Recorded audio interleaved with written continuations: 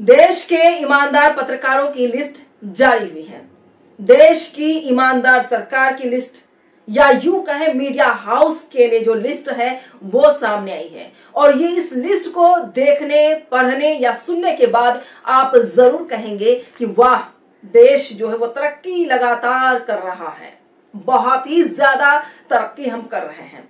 इसमें आपको खुशी होगी और जरा इंतजार और सब्र कीजिए, मैं उस रिपोर्ट को आपके सामने स्क्रीन पर दिखाऊंगी कि आपके देश में जो पत्रकार हैं, यानी ईमानदार पत्रकार, ईमानदार सरकार और सिस्टम, उन तमाम चीजों का ऑपरेशन आपके सामने होगा, आप स्क्रीन पर देखेंगे। आपको याद हो कुछ दिनों पहले ग्लोबल हंगर इंडेक्स में भारत जो है वो कहां पर, 107वें स्थान पर। खुशी हुई थी आप लोगों को। और इस रिपोर्ट को भी पूरी कोशिश की गई कि नहीं, यह गलत रिपोर्ट है। यह रिपोर्ट अंतर्राष्ट्रीय लेवल पर लोगों ने बदनाम करने की कोशिश की है रिपोर्ट के जरिए, ताकि हमारा देश बदनाम हो जाए अंतर्राष्ट्रीय स्तर पर। आखिर क्या दुश्मनी है? लेकिन उसके बाद, उससे पहले की बात करते हैं उस रिपोर्ट की, WHO की रिपोर्ट की बात करते हैं। WHO की रिपोर्ट आई थी कि भारत में कोरोना की वजह से कोविड-19 में 47 लाख लोगों की मौत हुई। वो रिपोर्ट भी आपको दिखाऊंगी, यहां पर आप पढ़ भी सकते हैं। लेकिन हमारी सरकार जो है, ईमानदार सरकार की बात करते हैं, सबका साथ सबका विकास की बात करते हैं। क्या कहा था? नहीं, अंतर्राष्ट्रीय स्तर पर हमें बदनाम करने की कोशिश की गई है। हम तो मुफ्त में वैक्सीन दे रहे थे, इसके बावजूद मौत कैसे हो सकती है? यह रिपोर्ट WHO की गलत है, यानी WHO की रिपोर्ट गलत साबित हो गई थी। अब तीसरी रिपोर्ट सामने आई है। अब यह झटका और एक बार लगने वाला है भारत को, यानी ईमानदार पत्रकारों को। जी हां, वर्ल्ड प्रेस फ्रीडम लिस्ट में हमारा देश कहां पर है? 180 देशों में 150वें स्थान पर। जी हां, मुबारक हो, 150वें स्थान पर है। और हमारा नेपाल जो है, पास का नेपाल कहां पर है? 76वें स्थान पर, 76 पोजीशन पर नेपाल है। भारत लोकतांत्रिक देश है, चौथा स्तंभ मीडिया है। लेकिन मीडिया की जो हालत है और पत्रकारों की जो हालत है वो देखने लायक है। सबसे पहले मैं रिपोर्ट वो दूंगी कि 2016 में इंडिया 133वीं रैंक पर था। 2016 में जब ये रिपोर्ट सामने आती है तो रिपोर्ट में यह बताया जा रहा है कि मोदी सरकार के आने के बाद लगातार रैंक फॉल होता जा रहा है। लगातार आपका जो रैंक है वो गिरता, down down down down to earth हो गया है। अब मैं आपके सामने लिस्ट रखने जा रही हूं 2021 और 2022 दोनों। स्क्रीन पर आप देखेंगे लिस्ट, नेम सामने होगा। भूटान जो कि 2021 में 65 रैंक पर था। नेपाल 2021 में 106 रैंक पर था, जो कि नेपाल अब 76 रैंक पर है।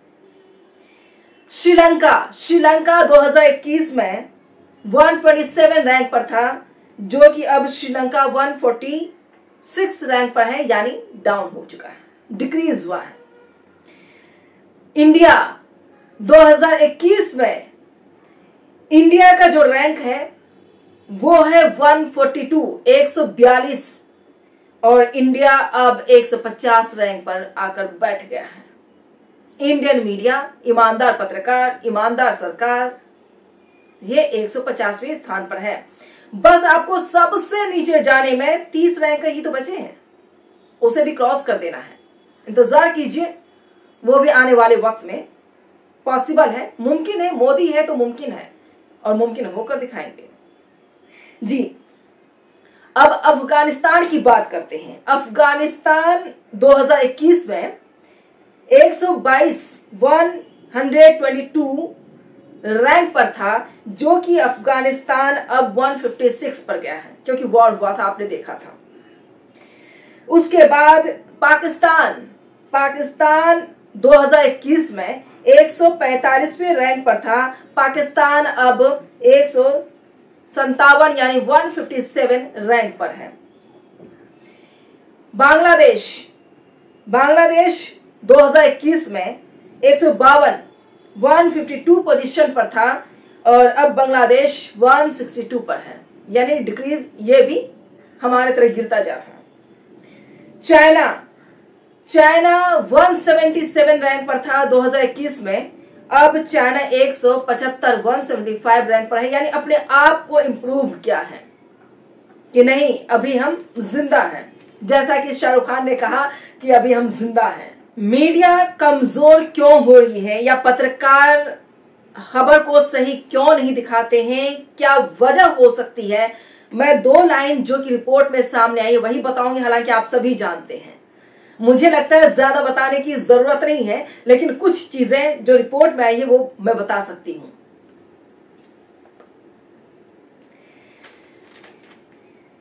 दो 2016 में जो भारत 133वें पोजीशन पर था, वो भारत 2016 के बाद अब सीधे 150वें पोजीशन पर है।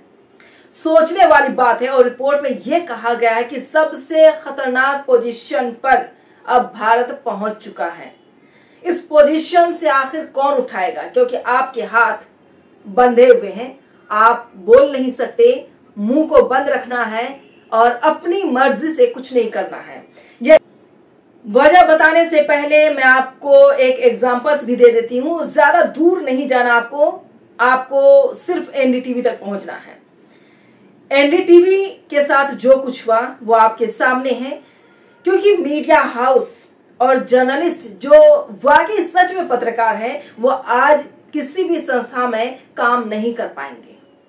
बहुत ही मुश्किल है, क्योंकि आपको भक्ति आनी चाहिए। अगर आप भक्ति में नहीं कर सकते तो आप सीधे घर का रास्ता देख लें, उससे आगे पीछे कहीं नहीं जाना आपको, आप सीधे घर जाएं।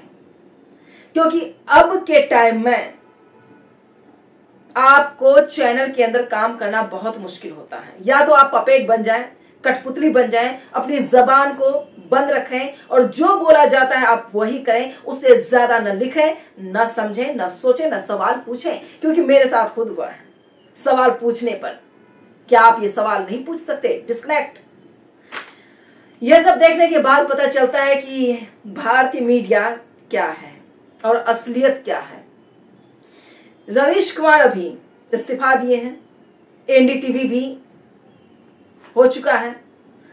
एक पत्रकार, जिम्मेदार पत्रकार जो भी हैं, जो सच बोलना चाहते हैं और चाहते हैं कि आप कहीं भी बैठकर पत्रकारिता कर सकते हैं, अगर आप सच बोलने की ताकत रखते हैं, जबान नहीं बेचे हैं, तो आप कहीं से भी न्यूज बता सकते हैं। जैसा कि पिछले दिनों रवीश कुमार ने कहा कि अगर ये जरूरी नहीं कि आपके पास स्टूडियो ही हो, यह जरूरी पत्रकारों के लिए नहीं है कि आपके पास स्टूडियो हो। आपके पास स्टूडियो नहीं है तो क्या हुआ, वॉशरूम में जाए, वहां भी न्यूज पढ़ सकते हैं। आपको इंफॉर्मेशन देना, सिर्फ आपको लोगों को बताना है कि बाकी सच्चाई क्या है और देश में हो क्या कुछ रहा है।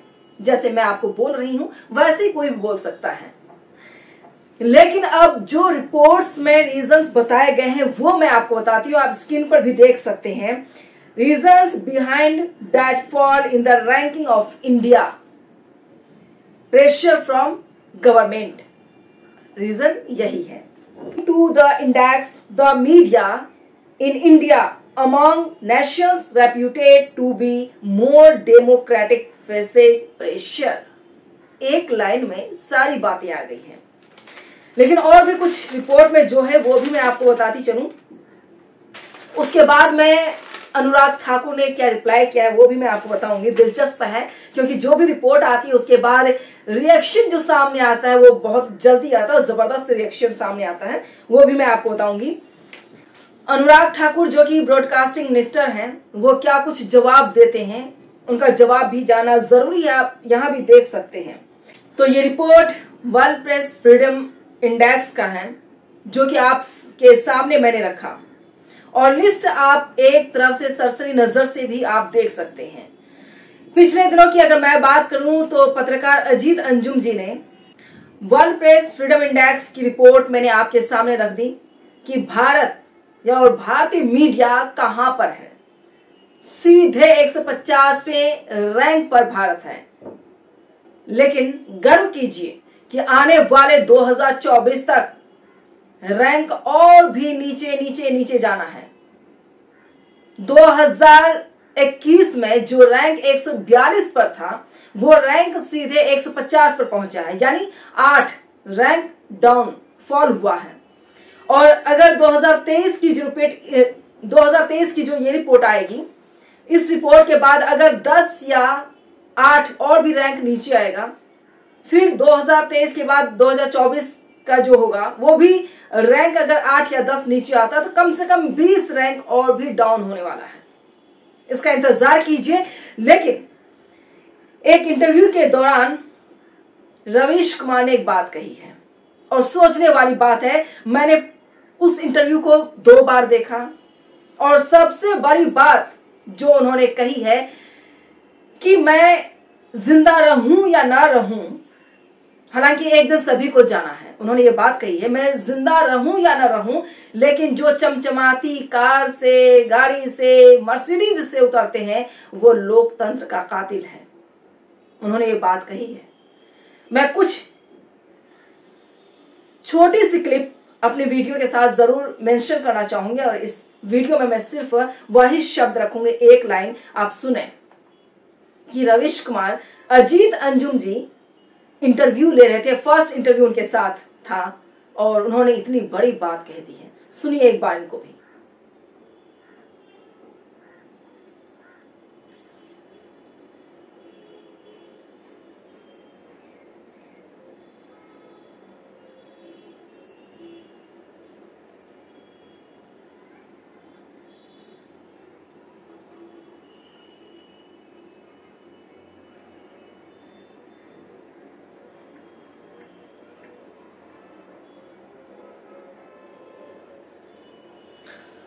सुना आपने अजीत अंजुम के इंटरव्यू के दौरान रवीश कुमार ने कितनी बड़ी बात कह दी है और सोचने वाली बात है। और वहां भी सोचें और आप ये सोचें कि 1 साल के अंदर मीडिया का जो रैंक है वो सीधे जमीन पर गिरा है और सबसे खतरनाक रैंक बताया गया है। मैं आपको रिपोर्ट के जरिए भी बता रही हूं कि कितना खतरनाक मीडिया हाउस अब हो चुका है। उसमें यह भी मेंशन किया गया है कि कितने पत्रकारों को मारा गया है। ये तमाम चीजें हुई हैं, लेकिन अब अनुराग ठाकुर इसे भी गलत साबित करेंगे कि नहीं, ऐसा नहीं हुआ है। यह जो है अंतर्राष्ट्रीय लेवल पर हमारे मीडिया हाउस को बदनाम करने की कोशिश की जा रही है। वो आवाज, वो बात, वो आगाह, वो आहट आप नहीं भूल सकते, मैं नहीं भूल सकती, शायद आप भूल जाएं, मैं नहीं भूल सकती। लेकिन दूसरी बार अगर बात सामने आई है तो वो रवीश कुमार की मैं बात करूंगी। रवीश कुमार जमीन से उठकर आसमान तक उन्होंने काम किया है, मेहनत की है और अपने ही दम पर वो अपनी जगह बनाए। लेकिन रवीश कुमार ने जो बात कही है कि जो चमचमाती कार, गाड़ी में जो लोग आते हैं वो लोकतंत्र के लिए खतरा है, वो कातिल है। ये सोचने वाली बात है और आप सभी को सोचना चाहिए कि हमारा हिंदुस्तान और मीडिया हाउस और पत्रकार कहां है और आपके साथ क्या हो सकता है। कुछ भी मुमकिन है, कुछ भी मुमकिन है। मैं ये कहती हूं कि आप सबकी जिम्मेदारी बनती है कि आप लोग निष्पक्ष पत्रकारिता का साथ दें।